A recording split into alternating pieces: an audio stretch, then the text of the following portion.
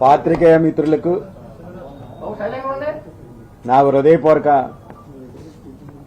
నమస్కారములు. నాపై దిల్రాజు గారు అభియోగం చేసినందుకు దానికి నేను వివరణ కోసం ఈరోజు ప్రెస్ మీట్ పెట్టడం జరిగింది.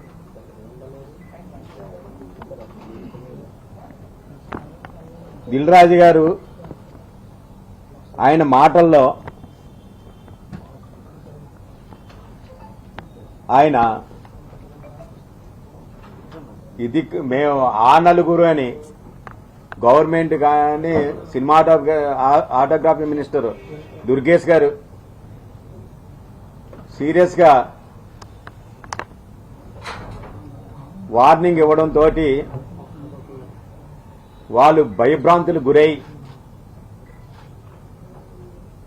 ఆ నలుగురు అని చెప్పడంతో ఏ విధంగా ఒక్కొక్కరు వచ్చి ప్రెస్ మీట్ పెట్టడం జరిగింది. ఆ ప్రెస్ మీట్ ముందు ఏం జరిగిందో మీకు కొన్ని వివరాలు తెలియజేస్తా.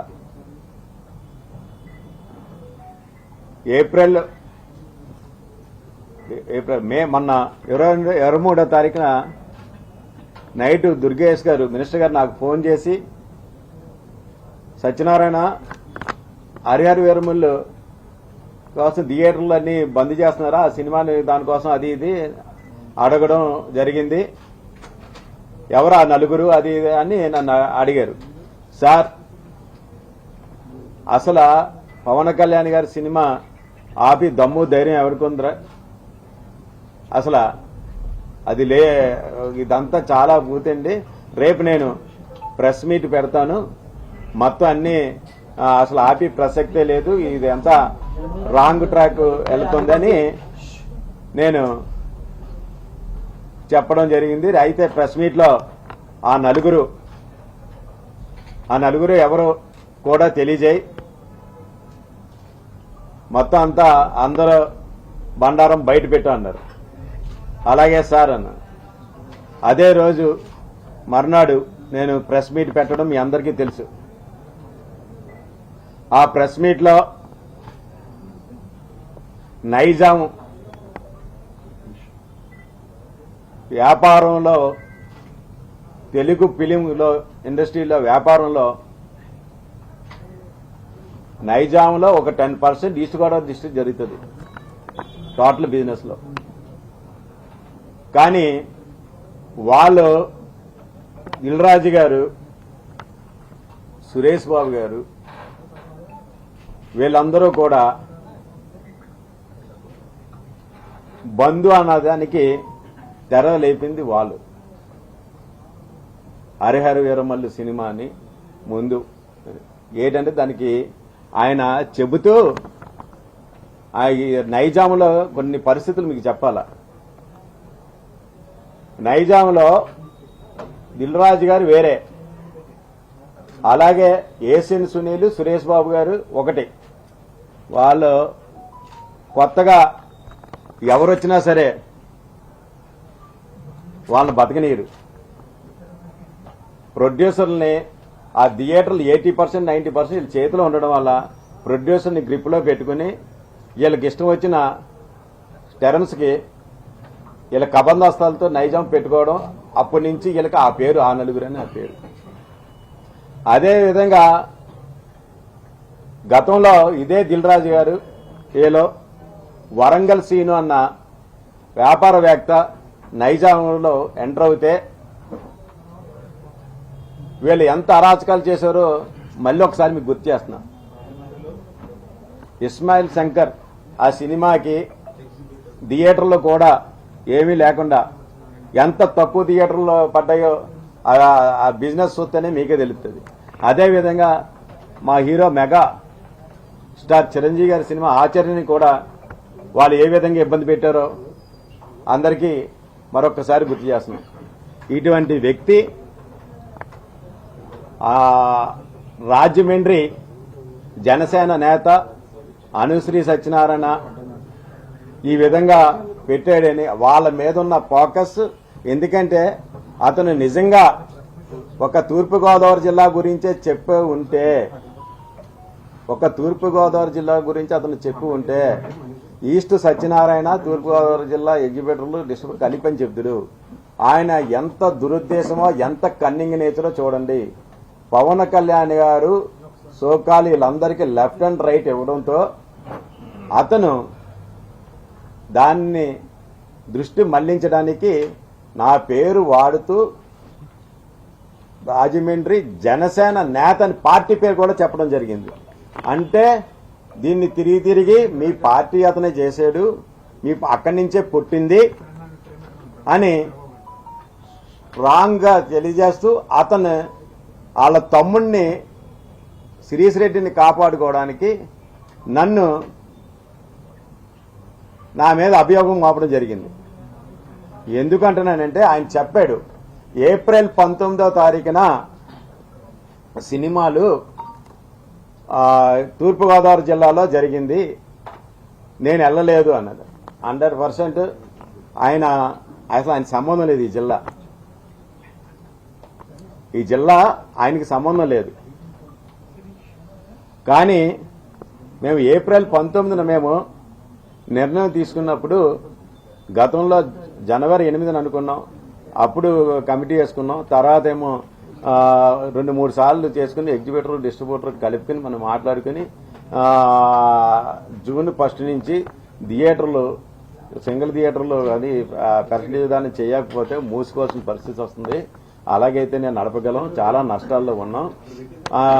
ఈ నష్టాలు చేయాలంటే ఎందువల్లంటే పెద్ద సినిమాలు ఏమో రెంట్లు వేస్తున్నారు, చిన్న సినిమాలు పర్సంటేజ్ చేస్తున్నారు. మా బాధలన్నీ చెప్పుకుని ఎప్పటి నుంచో వస్తున్నారు, 2-3 సంవత్సరాల నుంచి వస్తున్నారు. దాన్ని మేము ఏదో అనుకుని పర్సంటేజ్ విధానం చేసుకుంటే ఎంతో కొంత మేము బాగుంటాం, డిస్ట్రిబ్యూటర్ బాగుంటారు అన్న ఉద్దేశంతో మేము ఏప్రిల్ 19 పెట్టుకున్నాం. మేము 19న పెట్టుకున్న టైంలో, జూన్ నుంచి అనుకున్న టైంలో, జూన్లో కూడా ఏమనుకున్నాం, బంద్ అన్న ప్రసక్తి ఎత్తలేదు. మేము థియేటర్లు బంద్ కావాలితే చూసుకుని థియేటర్లు బంద్ అని చేయలేదు. మూసి అయితే అంటే వర్కౌట్ కాకపోతే ఎలాగా కోవిడ్ టైంలో మాకు అలవాటు అయిపోయింది థియేటర్లు మూసేయడం. ఒకవేళ పర్సంటేజ్ విధానం అయితే చూద్దాం, లేకపోతే ఇబ్బందిగా ఉన్న థియేటర్లు మూసేసుకుంటామని చెప్పాం. కానీ బంద్ అన్నది అసలు ఎట్టి పరిస్థితుల్లో చేయలేదు. ఇదే విషయం నేను ఏప్రిల్ మే 13న ఒక జర్నలిస్ట్ అడిగిన ప్రశ్నలకి సుమారు గంట పావు జరిగింది. మా ఇద్దరికి సినిమాలకు సంబంధించిన కష్టసుఖాలన్నీ చెప్పుకుని అందులో ఆయన అడగడం అయితే జూన్ నుంచి మూసివేస్తారా అని అడగడం జరిగింది. మేమేమనంటే అవునండి వర్కౌట్ కావటం లేదు, పర్సంటేజ్ అయితే ఓకే, అన్ని మామూలుగా ఇబ్బందులు ఉంటే మాత్రం కొద్దిగా మూసివేస్తాం కొన్ని అని, అంతేగాని ఎట్టి పరిస్థితుల్లో బంద్ అని మాత్రం అనలేదు. అది అసలు ఏంటంటే బంద్ అన్నది ఎలాగా అంటాం, ఆల్రెడీ 30వ తారీఖున అన్ని రన్నింగ్ సినిమాలు అన్నీ ఉంటాయి, థియేటర్ ఎలా బంద్ చేస్తాం? అది తప్పు. ఇవ్వకపోతే థియేటర్లో మూసుకుంటాం ప్రెసిడెంట్ అన్నాం, కానీ మేము బంద్ అన్న ప్రసక్తి అనలేదు. దాన్ని ఈయన వీడియోలు ఉన్నాయి, ఇవి ఉన్నాయి, అవన్నీ చెప్తున్నారు. ఇదే ఏప్రిల్ 19 జరిగిన మీటింగ్లో మనం అంతకు ముందు జనవరి 8వ తారీఖున మీటింగ్లో కూడా ఈ విషయంలో, ఎందుకంటే మాతోటి పాటు గీతావళికి, సురేష్ వలికి కూడా థియేటర్లు ఉన్నాయి, అందరినీ పిలిచారు. పిలిస్తే వాళ్ళ సురేష్ బాబు గారు ఆ రోజు మొత్తం ఈ నిర్ణయాలు ఎలాగున్నాయని సురేష్ బాబు గారికి ఫోన్ చేసి స్పీకర్ ఆన్ చేస్తే నేను చెబుతానని చెప్పడం, అందరూ అక్కడ ఆ రోజు డిస్ట్రిబ్యూటర్లు ఉన్నారు, ఎగ్జిక్యూటివ్లు ఉన్నారు. ఆ మీటింగ్లో అందరూ స్పీకర్ ఆన్ చేయడం జరిగింది. ఆ స్పీకర్లో సురేష్ బాబు గారు మిగతా రాష్ట్రాల్లో పర్సంటేజ్ విధానం ఉంటుంది, మన రాష్ట్రంలోనే పర్సంటేజ్ విధానం లేదు, మీరందరూ చాలా అందరూ నష్టపోతున్నారు, సింగిల్ స్క్రీన్లు ఎలాగుంటే మూసుకోవాల్సిన పరిస్థితి వస్తుంది, అలాగే సింగిల్ స్క్రీన్లు ఎట్టి బతకాలంటే మనం పర్సంటేజ్ విధానం పెట్టాలి అని ఆ విధంగా మల్టీప్లెక్స్లో ఇస్తున్నారు, మనకి కూడా ఇస్తే బాగుంటుంది అని ఆయన ఆ స్పీకర్లో అందరికీ తెలియజేయడం జరిగింది. మొత్తం ఆ రోజు అంతా తెలియజేయడం జరిగింది. అదే విషయం వాళ్ళ మేనేజర్ గారు అందరూ కూడా ఇక్కడ మా ఎగ్జిబిటర్లు అందరూ కూడా తెలియజేయడం జరిగింది. సరే, ఆ విషయం అందరికీ తెలుసు. అది ఏప్రిల్ 19 మీటింగ్లో కూడా ఇలాగా డిస్ట్రిబ్యూటర్లు ఎగ్జిబిటర్లు అంతా కలుపుకున్నాం, ఇలా మాట్లాడుకున్నాం జూన్ 1 నుంచి అని అనుకున్నాం. అది కూడా బంద్ అని మాత్రం అనలేదు. ఎందుకంటే బంద్ అనే ప్రసక్తి మా నోట్లో ఎప్పుడూ రాలేదు. నెక్స్ట్ నేను కూడా ఆయన వీడియో ఉందని అవన్నీ చెప్తున్నాడు, నా దగ్గర ప్రూఫ్లు ఉన్నాయని చెప్తున్నాడు. ఏ ప్రూఫ్ ఉంది? ఆ రోజు ఏదైనా ఉంటే మే 13వ తారీఖున నేను ఆ జర్నలిస్ట్కి ఇచ్చిన దాంట్లో ఆయన అడిగిన దానికి మూసివేస్తారంటే ఇబ్బందులు ఉన్నాయండి, వర్కౌట్ కాకపోతే ఆల్రెడీ చాలా థియేటర్లు మూసేసి ఉన్నాయి. కాలితే చూడండి, మేము అన్ని థియేటర్లు కూడా ఎన్ని ఇప్పుడు కూడా చూడండి ఎన్ని థియేటర్లు మూసేస్తున్నాయో. సినిమాలు లేవు, సినిమాలు లేక మూసివేస్తున్నాం అని ఏదైనా వర్కౌట్ చేస్తే ఆ ఉద్దేశం చెప్పాం. ఏంటి మే 13వ తారీఖున పెట్టే టైంకి మే 13వ తారీఖున పెట్టే టైంకి హరిహర వీరమల్లు రిలీజ్ డేట్ ఏమీ ప్రకటించలేదు. కానీ మే 19వ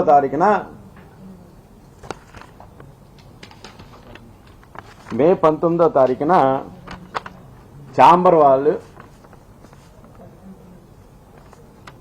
మీటింగు పెట్టారు.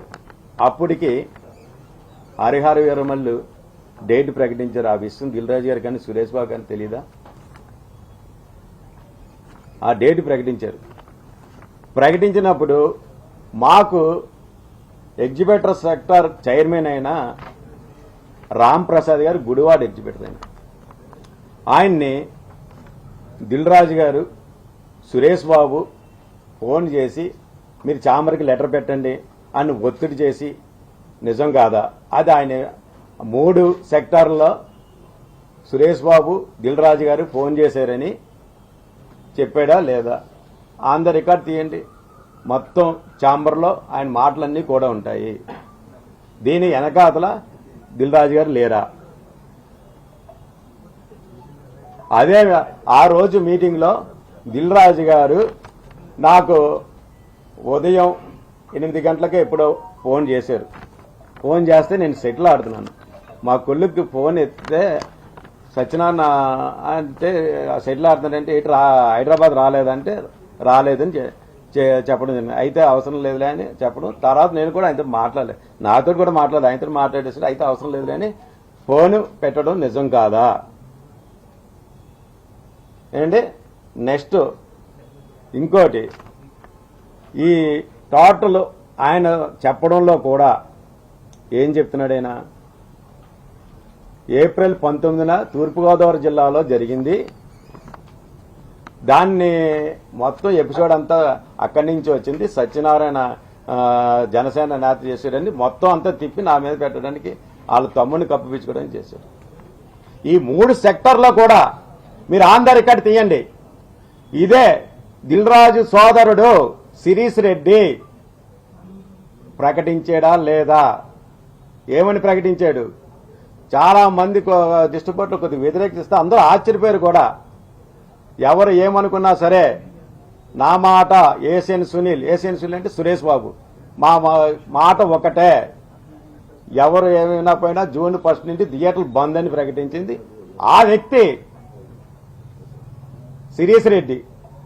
వాళ్ళ తమ్ముడిని కప్పిపుచ్చుకోవడానికి ఇది మొత్తం అంతా మా పార్టీ మీద నా మీద రుద్దడానికి ఇది అతను దుష్ట ప్రభావంగా చేశాడా లేదా? అది వాస్తవా కాదా? ఆన్ ద రికార్డులు తీయండి. 3 ఆటలను కూడా తొడగొట్టి మరీ చెప్పాడు శిరీష్ రెడ్డి. ఎట్టి పరిస్థితుల్లో 3 సెక్టార్లో ఈ 3 సెక్టార్ మీటింగ్లో కూడా 1వ తారీఖు బంద్ చేస్తున్నాను. అది నిజం కాదా? ఇదంతా ఒక ఎత్తు. మీకు ముఖ్యమైన విషయం మీకు చెప్తున్నాను. అసలు ఏప్రిల్ 19 ఇక్కడ పుట్టింది అని ఏమీ తెలియలేనట్టు నంగనాచిలాగా మీరు ఆ మీడియాలో కూడా చూశారు కదా, ఏమీ తెలియని అమాయకుడు కమలాసన్ మించిపోయాడు ఆస్కార్ అవార్డు ఇవ్వచ్చు దిల్ రాజు గారికి. అందులో చూడండి ఆయన యాక్చువల్గా మీకు ఇదంతా జరిగింది గతంలో తెలంగాణ ఫిల్మ్ ఛాంబర్. ఇది దీని సారాంశం ఏంటంటే 21 మే 2024 ఇందులో మీరు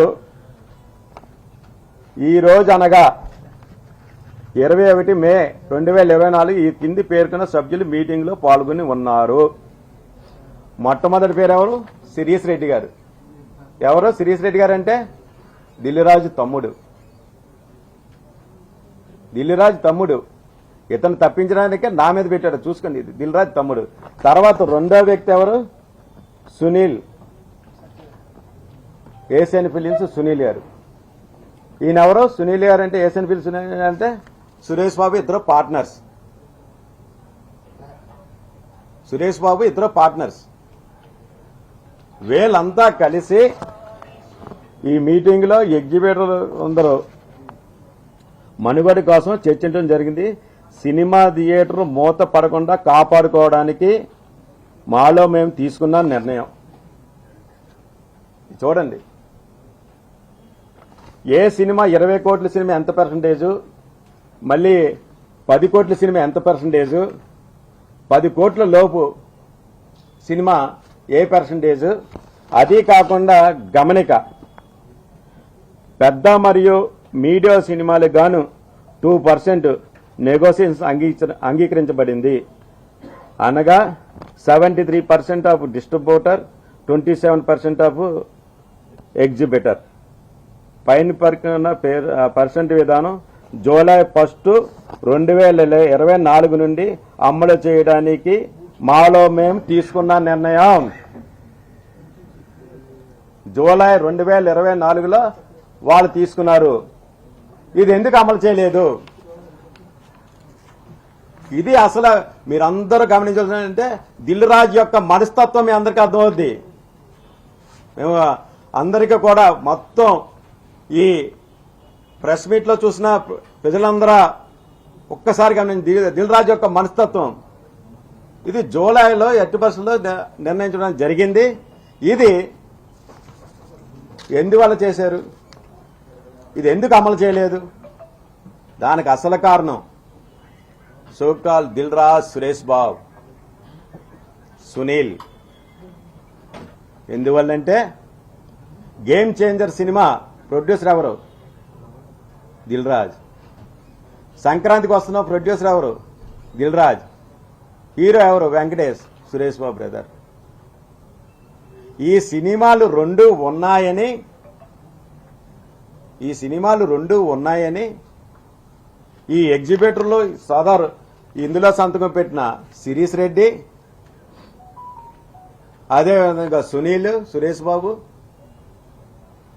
వీళ్ళందరూ కూడా అమలు చేశారు. ఇది ఎందువల్ల? ఇది వాళ్ళ స్వార్థం కోసం వీళ్ళు ఈ విధంగా దానిని ఎప్పుడో 2024 అది చేసిన వాళ్ళ తీర్మానాన్ని ఈరోజు మేము ఏప్రిల్లో తీసుకున్న దాన్ని అది చెప్పడం లేదు, దాన్ని ముడిపెడుతున్నారు. దీనివల్ల మీ అందరికీ తెలుసు వాళ్ళు ఎంత నీచంగా, ఎంత స్వార్థంగా ఆలోచిస్తున్నారు. ఈరోజు అంతెందుకండి, ఎగ్జిబిటర్ సెక్టార్ చైర్మన్ని మాకు అసలు ఆంధ్రాకి సంబంధించి అందులోనే మా ఒక్క తూర్పుగోదావరి జిల్లాలో, ఎందుకంటే తూర్పుగోదావరి జిల్లాలో చెప్తుంది ఏంటంటే మిగతా జిల్లాల పక్క జిల్లాల కన్నా తూర్పుగోదావరి, వెస్ట్ గోదావరి జిల్లాలో చాలా తక్కువ రెంట్లు ఉంటాయి మిగతా జిల్లాతో పోల్చుకుంటే. వీళ్ళు నైజాంలో ఒక్కొక్కటి 5 లక్షల థియేటర్లు కూడా ఉంటాయి రెంట్లో. అవతల గుంటూరులో కూడా 420 మంది ఆడియన్స్ 4 లక్షలు ఉంటుంది. మనకి అసలు 2,40,000 మీరు థియేటర్లు రెంట్లేదు. మేము బాధలతోటి మిగతా వాళ్ళతో పోల్చుకుంటే మేము చాలా ఇబ్బందులు ఉన్నామని మేము అది కూడా డిస్ట్రిబ్యూటర్లని మేము రిక్వెస్ట్ చేసుకుంటూ మేము పెట్టుకున్నాం. కానీ దీనిని భూతత్వంలో చూపించి ఏప్రిల్ 19 సత్యనారాయణ చేసాడు. సత్యనారాయణ ఆ మీటింగ్లో వేశారు. నా దగ్గర వీడియోలు ఉన్నాయి. ఎప్పుడో మే 13 ఎవరో జర్నలిస్ట్కి ఇచ్చిన దానికి అవన్నీ చెప్పి అసలు సబ్జెక్ట్ ఇదేంటి, ఇదేం చేశారండి దిల్రాజు గారు? ఇదెందుకు పోస్ట్ పోన్ చేశారు? మీ సినిమాలు ఉన్నాయనా? ఈరోజు పవన్ కళ్యాణ్ గారి సినిమా నేను చెప్పినప్పుడు మే 13 అప్పుడు డేట్ ఫిక్స్ కాలేదు. మీరు అటెండ్ అయ్యారుగా ఛాంబర్కి. నేను అసలు ఈ ఎపిసోడ్లో కానీ అసలు ఎప్పుడైనా వచ్చానా? గత సంవత్సరం 11 నెలల 12 నెలల అవుతుంది ఛాంబర్కే రాలేదు. ఛాంబర్ మీటింగ్లోనే పాల్గొలేదు. కాలితే వీడియోలు తీయండి. మీరు ఈ విధంగా చేసి తెలుసు, మీరు ఈ నిర్ణయాలు తీసుకున్నప్పుడు మీ తమ్ముడు తొడగొట్టినప్పుడు ఈ సినిమా జూన్లో ఉందని మీకు తెలుసు. అప్పటికి అనౌన్స్ చేశారు. 18, 19 చేశారు. మీరు చేసినప్పుడు మీకు ఈరోజు మీరు ఎప్పుడో అక్కడి నుంచి పుట్టింది ఇక్కడి నుంచి పుట్టింది అంటున్నారు. ఇది మేము వెంటనే పెట్టాము, ఎట్టి పరిస్థితుల్లో చేయమని అనగానే ఆ నింద మీరు మా మీద తోయడానికి, ఎందుకంటే మీరు అక్కడ మీ సినిమాలు ఉన్నప్పుడు తప్పించుకున్నారు. ఇప్పుడు పవన్ కళ్యాణ్ గారి సినిమా వచ్చినప్పుడు తొక్కేద్దాం అనే దురాలోచనతో మీరు చేసుకున్న కమిట్మెంట్కి తొంగలో తొక్కేశాను. నేను వెంటనే ప్రెస్ మీట్ పెట్టి ఎట్టి పరిస్థితుల్లో పవన్ కళ్యాణ్ గారి సినిమా ఆపే ప్రసక్తి లేదు, మేమంతా అన్ని థియేటర్లు ఓపెన్ చేస్తాం, అసలే సినిమా లేక వస్తుంటే హీరోల సినిమాలు సంవత్సరానికి 3 సంవత్సరాలకు ఒక హీరో వస్తున్నారు. అటువంటి మా హీరో పవన్ కళ్యాణ్ మా దేవుడి సినిమా. అందులోనూ దేవుడి సినిమాని నేను కుట్ర పన్నుతానా? ఎవరైనా నమ్ముతారా?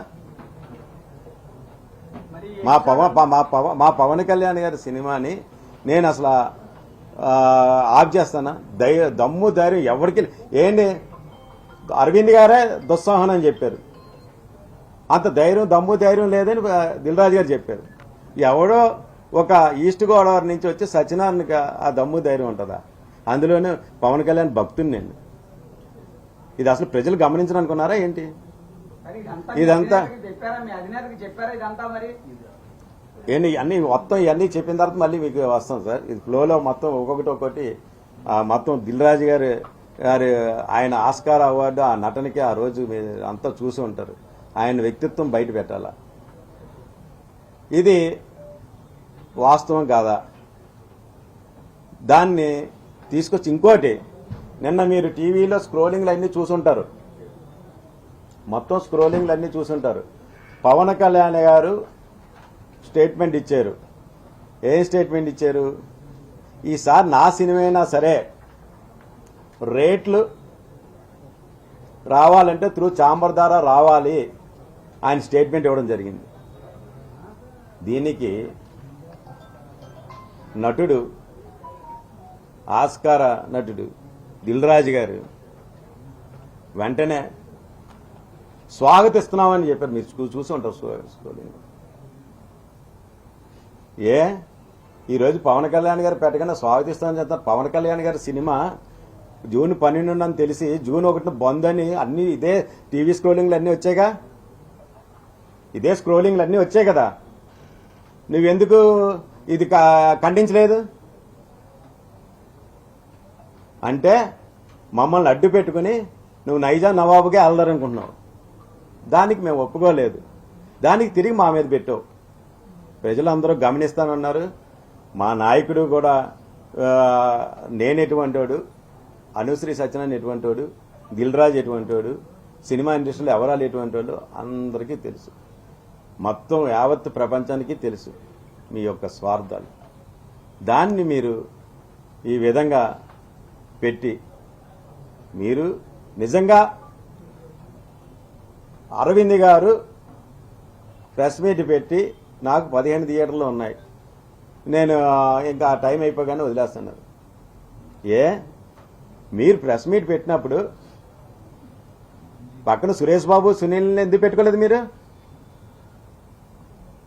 అంటే లోపాయకరంగా మీరు కలిసి ముగ్గురు ఒకటే.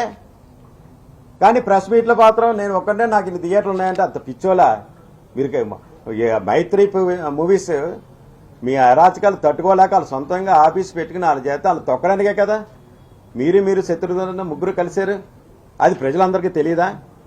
ఇండస్ట్రీలో అందరికీ తెలియదా? చెప్పండి దిల్రాజు గారు.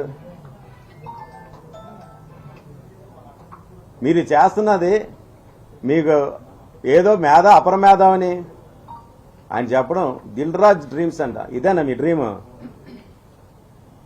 దిల్రాజ్ డ్రీమ్స్ అంటే నైజా నవాబ్గా మొత్తం ఎవరిని రాకుండా మీరు తొక్కేసి నైజా మా వంకని మొత్తం అంతా రాష్ట్రం మొత్తం వేలేద్దారన్న. అదేనా దిల్రాజ్ డ్రీమ్ అంటే? మళ్ళీ ఆయన అంతా ఈ స్టేజ్లో ఉన్నాడంట. ఈ స్టేజ్లో ఉన్నవి నువ్వు ఎగ్జిబిటర్ సెక్టారు, ఆంధ్రాకి సంబంధించిన ఎగ్జిబిటర్ సెక్టారు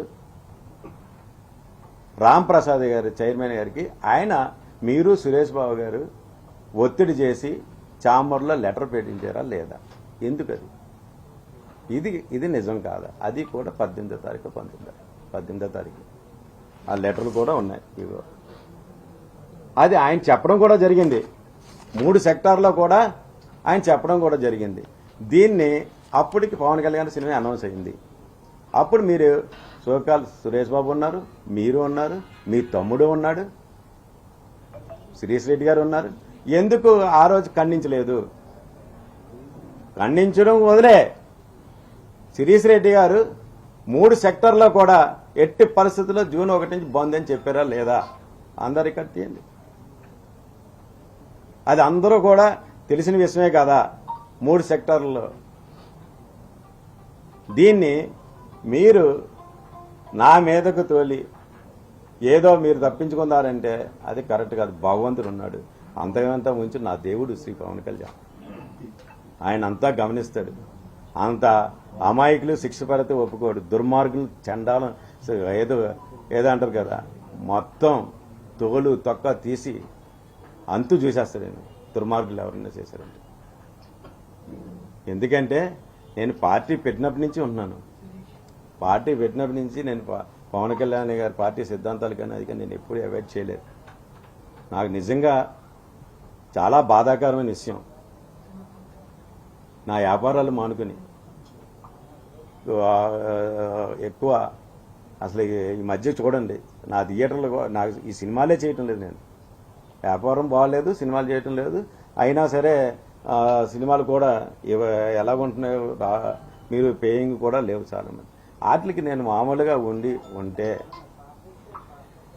మీరు నేనేదో మా పవన్ కళ్యాణ్ గారి భక్తుడిగా నేను ఆయన చేసి కార్యక్రమాలు అన్నీ కూడా సిద్ధాంతాలు కానీ జనాల్లో తీసుకెళ్ళి అన్నీ నేను నా అంతటా నేను మా జన సైనికులు వీర మహిళలు వీళ్ళందరూ సహాయ సహకారంతో నేను వెళుతుంటే నన్ను నా రాజకీయ భవిష్యత్తు మీద మీరు ఈ విధంగా మీ జనసేన నేత అని పేరు చెప్పి మీరు ఈ విధంగా నన్ను బ్లేమ్ చేయడం ఎంతవరకు సమంజసం?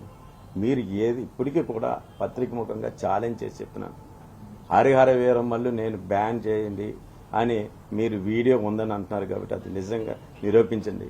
మీకు దమ్ము ధైర్యం ఉంటే, లేకపోతే నేను కోర్టుకి వెళ్తాను మిమ్మల్ని ఎట్టి పరిస్థితులు. ఎందుకంటే నా భవిష్యత్తుతో ఆడుకున్నారు మీరు. ఎప్పుడో మే 13న వాళ్ళతోటి పెట్టిన దానికి అప్పుడు అనౌన్స్ లేదు. అది కూడా మేము బంద్ అని మాత్రం అనలేదు. వర్కౌట్ కాకపోతే మూసేస్తామని చెప్పాము, కానీ అసలు బంద్ అని మాత్రం కాలేదు. కాలితే చూడండి, జిల్లాలో ఇప్పుడు ఎన్ని థియేటర్లు ఉన్నాయి, ఎన్ని థియేటర్లు క్లోజ్ చేసి ఉన్నాయి ఒకసారి చూడండి. మన అందరూ ఆఫీసర్లు కూడా వెళ్ళారు, అన్ని థియేటర్లు చేశారు, ఎన్ని థియేటర్లు మూస్తున్నాయో వాళ్ళు చూశారు. ఇది ఎగ్జిబిటర్ల పరిస్థితి. దానికోసం అన్నాం, కానీ మీరు అసలు పవన్ కళ్యాణ్ గారి సినిమాని ఆపే దమ్ము ధైర్యం ఎవరికి ఉంటుందండి? సోల్జర్స్ జన సైనికులు అంటే ఎవడు అడ్డొచ్చినా సరే ఒప్పుకోరు. అటువంటిది మీరు ఈ విధంగా చేయడం ఎంతవరకు కరెక్ట్?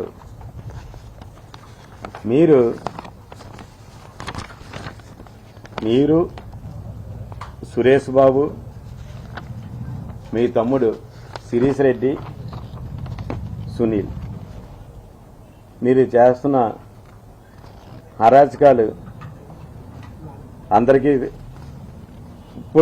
ఇప్పటి వరకు ఎవరో చెప్పడానికి భయపడి ఉంటారు. నాకు మా నాయకుడు చెప్పింది ఒకటే, నిజం నిర్భయంగా చెప్పు, భయపడకు, ఉన్నది ఉన్నట్టు చెప్పండి. ఎవరు ఇదేనే, ఈ సబ్జెక్ట్ అనే కాదు, ఏదైనా సరే మాకు నీతి నిజాయితీ నేర్పించింది మా నాయకుడు. ఈరోజు భారతదేశం మొత్తం నీతి నిజాయితీ నెంబర్ 1 ఎవరైనా ఉన్నారంటే శ్రీ పవన్ కళ్యాణ్ గారు. కావాలితే అన్ని సర్వేలు చూసుకోండి, ఆయన నెంబర్ 1 స్థానంలో ఉన్నారు. అటువంటి ఆయనకి నేను మచ్చ తెచ్చి పని చేస్తానా? నేను నా ప్రాణం ఉన్నంత వరకు నేను పవన్ కళ్యాణ్ గారితోటే ఉంటాను. పవన్ కళ్యాణానికి ఎట్టి పరిస్థితుల్లో ఎవరు ఏ విధంగా చేసి నేను ఒప్పుకోను, క్షమించను కూడా. ఇది నేను అందరికీ ఎదుర్కొంట పత్రికా ముఖంగా అందరికీ కూడా తెలియజేయడం జరిగింది. అసలు ఇప్పుడైనా మీరు ఎంత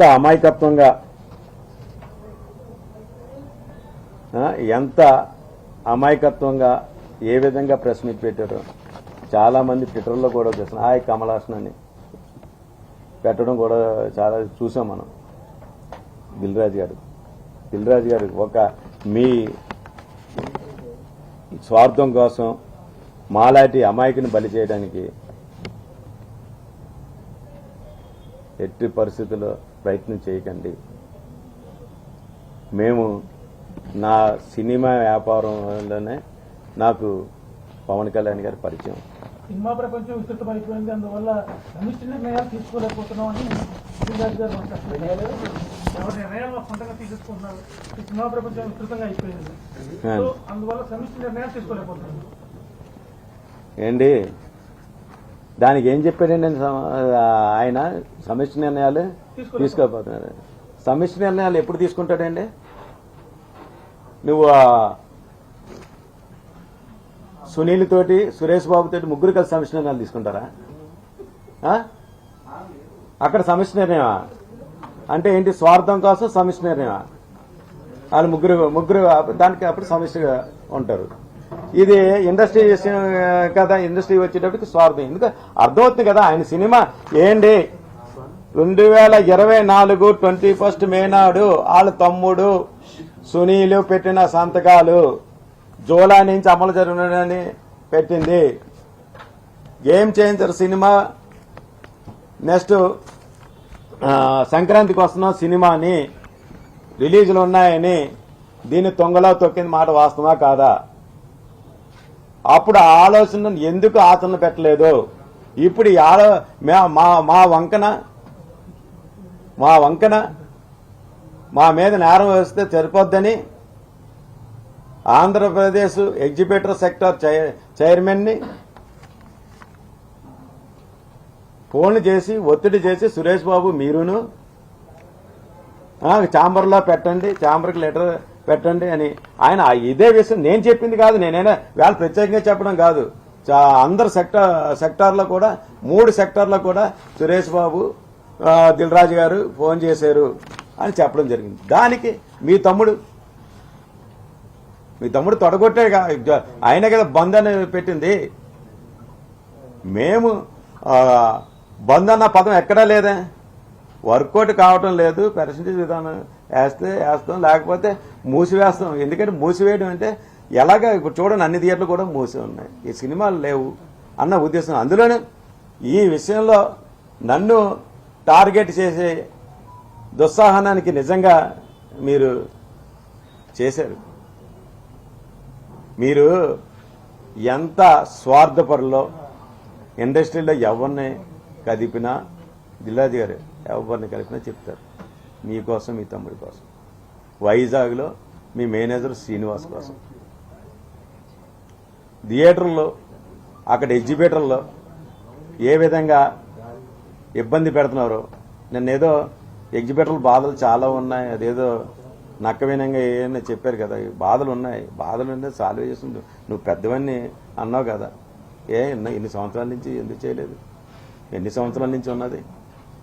ఈరోజు పవన్ కళ్యాణ్ గారు అందులోనూ కూడా డిప్యూటీ సీఎం హోదాలో తోలు తీసేస్తానని ఆ టైపులో వార్నింగ్ ఇవ్వడంతో మీరు భయపడిపోయి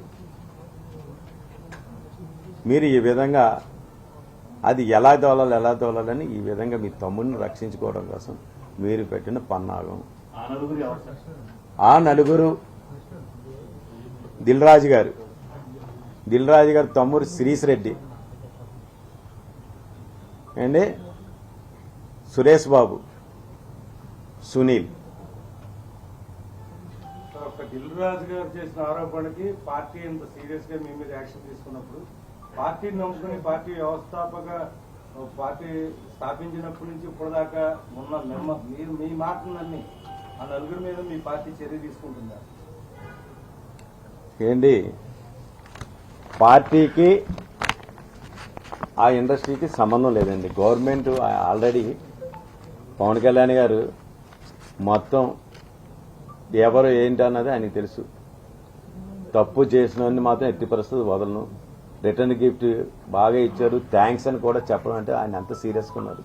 ఆ సీరియస్నెస్ భయపడే కదా ఇలా టర్న్ అయ్యి నన్ను బలి చేయడానికి ప్లాన్ చేశారు. ఇది దారుణం, మీ అందరికీ తెలుసు. పత్రికాముఖంగా మరొక్కసారి ఈ వీడియో వీక్షించిన వాళ్ళకి మొత్తం ఏంటంటే దిల్ రాజు, సురేష్ బాబు, శిరీష్ రెడ్డి వాళ్ళు ఎటువంటి వాళ్ళు, సునీల్ మీ అందరికీ తెలుసు, ఇండస్ట్రీలో అందరికీ.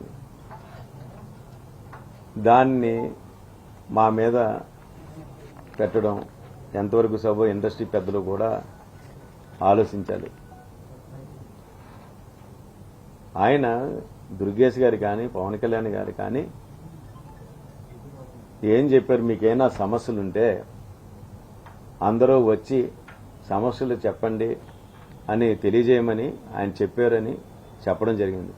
మీరు ఎప్పుడైనా సరే ఈ విషయం పవన్ కళ్యాణ్ గారు ఈ మాట అన్నారని ఛాంబర్లో మా అందరికీ మీటింగ్ పెట్టి అయినా చెప్పారా? మీ సమస్యలు అంటే తీసుకురమ్మన్నారు అని ఎప్పుడైనా చెప్పారా? అవి మాత్రం ఛాంబర్లో చెప్పడం లేదు. అంత సానుకూలంగా ఇండస్ట్రీకి సంబంధించిన వ్యక్తి,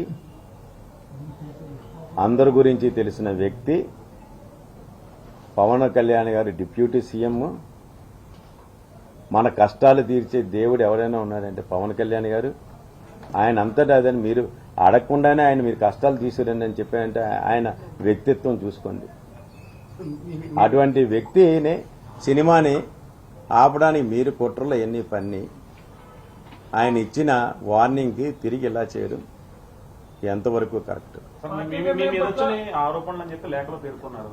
అందులో సత్యమా అసత్యమా అనేది మిమ్మల్ని చెప్పుకోమన్నారు. ఎందుకంటే సస్పెండ్ చేశారు కానీ పూర్తిగా సస్పెండ్ చేయలేదు అని క్వశ్చన్ మార్క్ పెట్టారు. అందులో సత్యమా అసత్యమా దాన్ని ఏకీభవిస్తారా? అది ఎలా వెళ్తారు? అంటే పార్టీకి ఏం చెప్పదలుచుకున్నారు? ఇప్పుడు ఎంత మొత్తం అంతా కూడా మీడియాకి చెప్పారు కదా, పార్టీకి ఏం చెప్పదలుచుకున్నారు? సత్యమా అసత్యం అనేది మీడియా ద్వారా చెప్తారా? ఏంటి 100% అసత్యమేండి.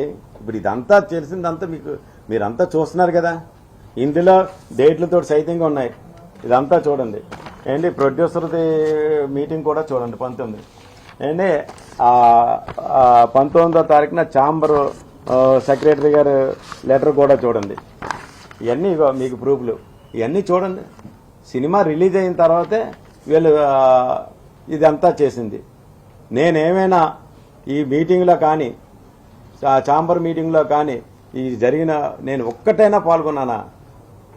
దేంట్లో కూడా నేను ఒక్క మీటింగ్ కూడా పోలేదు. సారీ, దాన్ని మీరు గమనించండి. దీన్ని బట్టి దీని వెనక ఎవరు ఉన్నారని మీకు అర్థమవుతుంది కదా. ఆయన చెప్పింది అసత్యమా కాదా?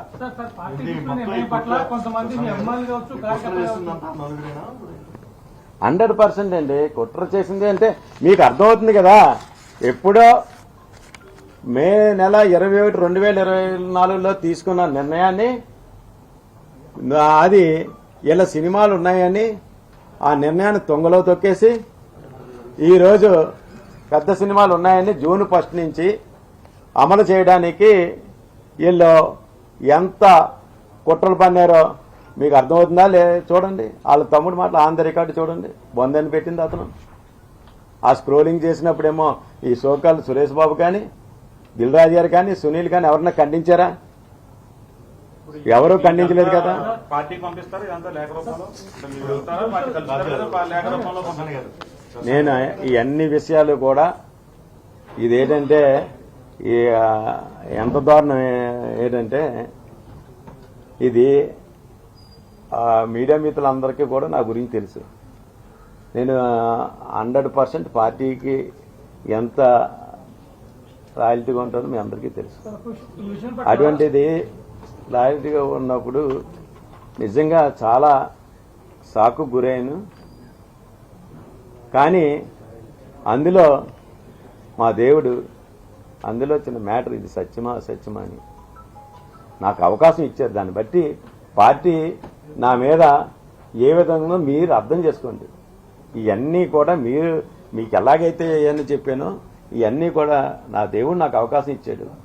నాకు ఎట్టి పరిస్థితుల్లో కూడా నేను నిజమా అసత్యమా అని చెప్పారు. మీకు అంతా దిల్రాజ్ అంతా మొత్తం అంతా చెప్పాం. ఇది అసత్యమని నా మీద మోపింది అందరికీ తెలుసు.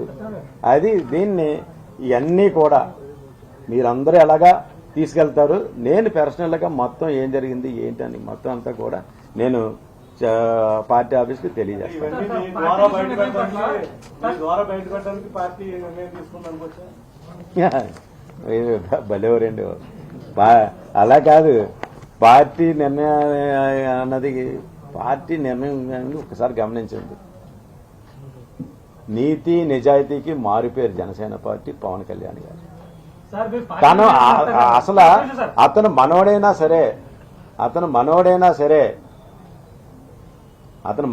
సరే మనోడి మీద అభియోగం ఉంది. అంతటి సీతకే తప్పలేదు అగ్ని పరీక్ష. అలాగే మనోడైనా సరే అంతటి రాముడే దేవుడు సీతకి అగ్ని పరీక్ష పెట్టాడు. అలాగే నా దేవుడు నాకు అగ్ని పరీక్షను పెట్టాడు. దాన్ని నేను మీ అందరి ద్వారా కూడా తెలియజేస్తాను. సార్ పార్టీ నిర్ణయం పట్ల కొంతమంది అభిమానులు కావచ్చు, కార్యకర్తలు కావచ్చు, ఈ నిర్ణయం సరైనది కాదు అన్నారు. మరి వాళ్ళకి ఏం చెప్తారు మీ సమాధానం? ఏంటి అలా కాదండి. ఇప్పుడే ఏంటి పార్టీ కార్యకర్తలు కానీ అందరికీ పార్టీ పెద్దలు కానీ నాకున్న నిజంగా మీరు చెప్పింది కరెక్ట్. నాకు నా జన సైనికులు, వీర మహిళలు, నా తోటి జనసేన పార్టీ నాయకులు వీళ్ళందరూ కూడా నా వెన్నంటే ఉన్నారు. నిజంగా వాళ్ళ ప్రోత్సాహం నిజంగా సత్యనారాయణ అన్న నువ్వు పార్టీ లాయల్టీ ఇదేంటో నాకు తెలుసు అని అందరూ మాతోటే ఉన్నారు. చాలా నాకంట ఎక్కువ బాధపడిన మాత్రం వాస్తవమే. కానీ వాళ్ళు వాళ్ళందరూ కూడా విద్యుల్లో తెలివైన వాళ్ళు కాబట్టి ఇది పార్టీ సిద్ధాంతాలకు వ్యతిరేకంగా వెళ్ళింది కాదు. కాబట్టి ఇది ఓన్లీ సినిమా వ్యాపారం సంబంధించిన దాంట్లో మన జనసేన నాయకుడి మీద ఏంటంటే ఇండస్ట్రీ మొత్తం ముద్రేసింది. దానిని ఇలా తెలియజేశారని అనుకుంటున్నారు అందరూ, అంతేగాని వేరే. ఎగ్జిబిటర్ సమావేశంలో కూడా దిల్ రాజును తప్పుపట్టారు. అంటే మీ విషయంలో కొన్ని వ్యాఖ్యలు చేయడం కదా. అలాగే పర్సెంటేజ్ ఇస్తేనే సినిమా వేస్తానని చెప్పి ఒక నిర్ణయం తీసుకున్నారు. ప్రెస్ మీట్ లో కూడా అనౌన్స్ చేశారు. థియేటర్లో మూసేసే పరిస్థితులు ఏర్పడ్డాయి. ఈ టైంలో ఇలాంటివి కరెక్ట్ కాదనేది కూడా చెప్తున్నారు. కందులు దుర్గేష్ సినిమాటోగ్రఫీ మంత్రి కొన్ని ఏమైనా సమస్యలు ఉంటే నా దృష్టికి తీసుకుని దీన్ని సంతోషిస్తున్నా ఉన్నారు. అంటే ఇవన్నీ మరి పరిధిలో వస్తాయంటే దాన్ని 100% అండి. ఏంటి ఇప్పుడు కదండి డిప్యూటీ సీఎంగా ప్రమాణం చేసిన తర్వాత కలికి సినిమా నిమిత్తం ఈ పెద్ద మనుషులందరూ వెళితే ఆ రోజు రేట్ల గురించి అన్నీ వస్తే ఆ రోజే చెప్పారంటే పవన్ కళ్యాణ్ గారు మీకు ఏదైనా సమస్యలు ఉంటే మా ముందుకు తీసుకురండి, మేము దాన్ని చర్చించి సీఎం గారి దృష్టిలో మేము అంతా చర్చించి మేము దాన్ని సాల్వే చేద్దాం ఆ రోజే చెప్పారంట. కానీ ఆ విషయం ఎవరు మాకు చెప్పలేదు. ఛాంబరు అంటారు ఆ విషయం మా వాళ్ళు అందరికీ కూడా పిలిచి ఇలా జరుగుతుంది మీ సమస్యలు ఏంటో రండి సీఎం గారి దగ్గరికి వెళ్దామని ఒక్క మీటింగ్ పెట్టలేదు. సీఎం గారిని కలుద్దామని ఆలోచన రాలేదు. 1 year అయినా నిజం దుర్గేష్ గారు చెప్పింది ఇది. మీరు దాన్ని బట్టి అర్థం చేసుకోండి. వాళ్ళు స్వార్థంతో నడుపుతున్నారు. వీళ్ళు సినిమా వ్యాపారం ఎప్పుడైతే ఆ నలుగురు కబందస్తాలతో ఉందో అప్పటి నుంచి అందరూ కూడా ప్రొడ్యూసర్లు అవనండి, ఈ 3 సెక్టార్లో కూడా అందరూ నలిగిపోతున్నారు. వాళ్ళు కరెక్ట్గా ఈరోజు నిన్న పవన్ కళ్యాణ్ కరెక్ట్ నిర్ణయం తీసుకున్నారు. ఇప్పుడు ఈ సోకాల్ పెద్ద మనుషులు ఎవరు కార్యవర్గంలో, చాంబర్ సంబంధించిన కార్యవర్గంలో అందరూ కూడా ఉండరు. నిజమైన కార్యవర్గం సమస్యలతోటి చాంబర్ ద్వారానే రావడం నిజంగా చాలా స్వాగతించవలసిన విషయం. అందువల్ల అందరూ కలిసి ఆ చాంబర్ ద్వారా, చాంబర్ ప్రెసిడెంట్ ద్వారా, చాంబర్ కార్యవర్గం ద్వారా వాళ్ళు రమ్మన్నారు. అన్ని సమస్యలు కూడా వాళ్ళ ద్వారా తెలియజేస్తారు. ఏప్రిల్ 19 మీటింగ్ ఏదైతుందో ఆ రోజు అందరిలాగా మీరు ఎగ్జిక్యూటివ్ గారికి రావడం జరిగింది. ఆ రోజు గీతాకు సంబంధించి ఆర్ట్ సంబంధించి వాళ్ళు కూడా రావడం జరిగింది. అవును, కానీ అక్కడ జరిగిన 5 నిమిషాలు 10 నిమిషాల మీటింగ్ లో కూడా కీలక వీడియో ఫుటేజ్ నా దగ్గర ఉందని చెప్పేసి దిల్రాజ్ చెప్పాడు. అయితే అందరూ మాట్లాడేది కూడా అక్కడ లోపలగా మాట్లాడే విషయం, కానీ మిమ్మల్ని అందరూ టార్గెట్ చేయాల్సిన అవసరం వచ్చింది. ఏంటి అసలు గీత వాళ్ళు అనగా, సురేష్ బాబు అనగా, దిల్రాజు గారు అంతా మీకు తెలియదు చేస్తుంది కదా. గతంలో నేను ఉండేవాడిని అని అరవింద్ గారు కూడా స్టేట్మెంట్ ఇచ్చారు కదా. వాళ్ళ విషయంలో మీకు ఇంకో విషయం, ఏప్రిల్ 19 విషయంలో ఇలా కావాలితే మా ఎగ్జిబిటర్లు కానీ మా డిస్ట్రిబ్యూటర్లు కానీ ఆ రోజు అడగండి. సురేష్ ఫిలిమ్స్ మేనేజర్ చర్చ జరుగుతుంటే ఏమీ మాట్లాడకపోతే నేను కాకపోతే నిజంగా సీసీ ఫుటేజ్ ఉంటే అది కూడా ఉంటుంది. ఏంటి మా దగ్గరేమో ఈ కవర్లు చెప్పారు సురేష్ బాబు, మీరు అందరూ స్పీకర్ ఆన్ చేయమేసి మీరు సురేష్ బాబు చేత మొత్తం ఎన్ని కష్టాలు ఉన్నాయి కష్టాలు చేస్తారు. ఏంటి మాట్లాడకుండా ఉంటున్నారు ఏంటి? మీ అభిప్రాయంగా పేరుగా చెప్పండి అని కూడా నేను 19 మీటింగ్లో ఆ వీడియో కూడా ఉంటే అది చాలా మంచిది. వీడియో కూడా ఉంటే ఆ వీడియోలో కూడా ఇంకో విషయం కూడా జరిగింది.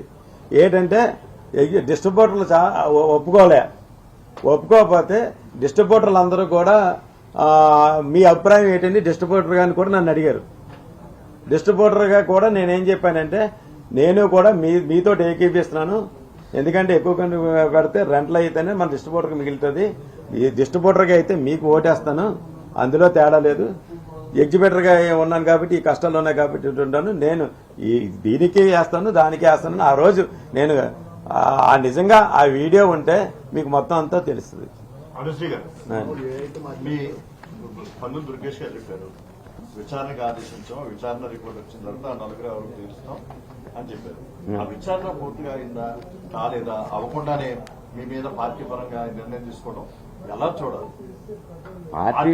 పార్టీ పరంగా ఎలా చూడాలి సార్? పార్టీ పరంగా మీరు చూసేది కాదు సార్. ఇది ఒక పార్టీ నాయకుడిని అభియోగం మోపారు. ఇప్పుడు ఏదైనా చిన్నది ఎగ్జాంపుల్ సార్, మీకు ఆల్రెడీ అందరికీ తెలిసిన విషయం, ఒక ఐఏఎస్ ఆఫీసర్ కానీ ఏ ఆఫీసులో అయినా సరే అతని మీద ఒక అభియోగం వచ్చిందంటే ముందు అతను పదవుల నుంచి బాధ్యత నుంచి తగ్గించి అలా కాదండి. నేను చెప్పేది విన్నాను సార్. ఆ నలుగురు కాదు, నా గురించి చెప్పారు అడిగాను. నేను నా గురించి చెప్తున్నాను. దానికోసం అలాగే చేశారు. కానీ మీరు ఆ నలుగురు గురించి 100% నేను నా దగ్గర అన్ని ఆధారాలు ఉన్నాయి. మొత్తం ఛాంబర్లో గవర్నమెంట్ సీసీ ఫుటేజీలు తీస్తే ఛాంబర్లో ఈ వేడి చర్చల్లో దిల్రాజు గారు, సురేష్ బాబు ఉన్నారా, శిరీష్ రెడ్డి ఏం మాట్లాడాడు అన్నీ కూడా తెలిస్తే 100% హోంశాఖ వాళ్ళని నేను కూడా అదే కోరుతున్నాను. సార్ మీరు ఆ సీసీ ఫుటేజీలు తెప్పించుకోండి, అందులో నేనున్నానేమో చూడండి. నేను ఎట్టి పరిస్థితుల్లో కూడా ఛాంబర్ మీటింగ్కి వెళ్ళలేదు. ఎప్పుడైతే ఏప్రిల్ 17వ తారీఖున అనౌన్స్ చేశారో పవన్ కళ్యాణ్ గారి సినిమా, అప్పటి నుంచి నేను దీనికి దూరంగా ఉన్నాను. జూన్ నుంచి అన్న కాదు, అప్పటి నుంచి చూడండి. అది